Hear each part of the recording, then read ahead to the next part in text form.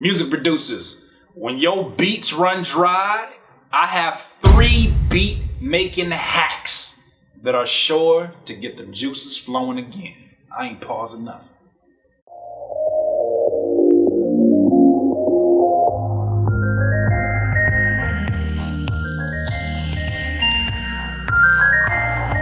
Music producers, here's 3 beat hacks that I have used personally that help me anytime I feel like my creativity is running dry. I feel like the ideas are not coming as fast as I like them to go. Here's 3 beat making hacks that I use still to this day if I ever feel like I'm getting to a beat block. Beat hack number 1. Find a beat that you really love. Get a notepad or get your phone and start to list all the instruments that are included in that particular beat. Now, obviously, you don't want to have to name the kicks, the snares, and things that are the obvious things, but, think about the type of instruments that are being used and literally copy it. I'm not saying copy the beat, but copy the list of instruments. So if they use, very airy pads, if they use a very dark or reverse piano, if they use a bass line instead of an 808, if they use strings, that are very haunting strings, take all these elements and create your own beat. Sometimes when we're sitting and making a beat, the biggest issue we have is figuring out, especially if you don't have an idea of music theory or chord progression or any of this really music theory knowledge, our biggest issue is, what instrument comes next? What makes sense in the scope of things? There's no problem. It's not actually cheating, as somebody may even suggest. It's not cheating to have the list of instruments. They don't own the instruments or own the combination of instruments, but it's great to jumpstart your creativity when you're able to see it laid out and you're able to say, okay, all I got to do is just find 6 great instruments that match these particular instruments. I already know they go together because this beat sounds amazing. Now just go in and figure out something that works out for the particular type of beat that I want to make. Beat hack number 2. You've heard me suggest this before, but pre-plan your beats throughout the week. Pre-plan the type of beats that you want to do.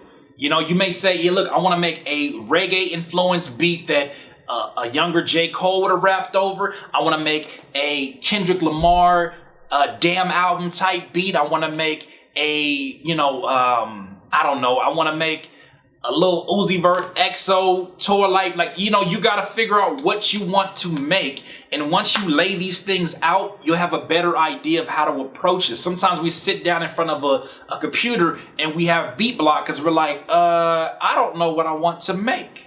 So when you lay out the things that you have the options of, you don't constrain yourself as many of you may think. You won't constrain yourself. In all actuality, you'll have a focused map of where to go. It's almost like getting in a car and you have the exact coordinates to a destination that you want to get to. It's even worse if you jump in the car and you just driving and you don't know where the hell you're going to. Of course you're going to have a beat block. You're sitting there making a beat and you're playing the keys and you're playing it out and you're like, this sounds great, but I don't know what the hell I'm making. So pre-plan your beats beforehand is sure to be a great beat hack that'll work for you. And the 3rd beat hack that I use, which is a little bit out of the box, but replay the chord progressions of a song that is outside of the genre that you are making. If you are making trap, if you're making R&B, if you're making hip hop, go find a rock song and try to figure out the chord progressions of that rock song. And tell me once you do that you don't have your creative juices flowing in a way that you would have never even imagined being something that you can incorporate into your beats. What I found is that I'm not an R&B producer. So one thing I would do is I would go find R&B chords to kind of mess around with, and I would copy those progressions and then slightly alter them as they go along. I would have the last part of the progression, I would go a different direction with it. But at least having that particular template, at least having that starting point, it made my progress and my process so much more fluid because it was like, okay, I don't have to do everything on my own. I don't have to come up with everything. And right now, my creativity is honestly stifled. So what do? Copying the chord progressions from a different genre will also challenge you to jump outside of your time signature.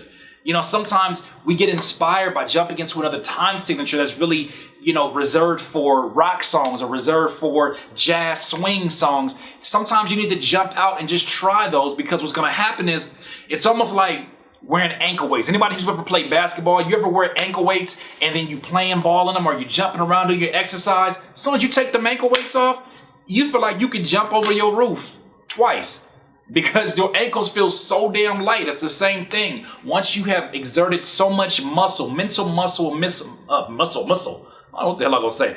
Mental muscle and mental energy into something that is really outside of your scope of understanding, you'll feel so much more lighter going back to your trap beats, so much lighter going back to the things that you know the best.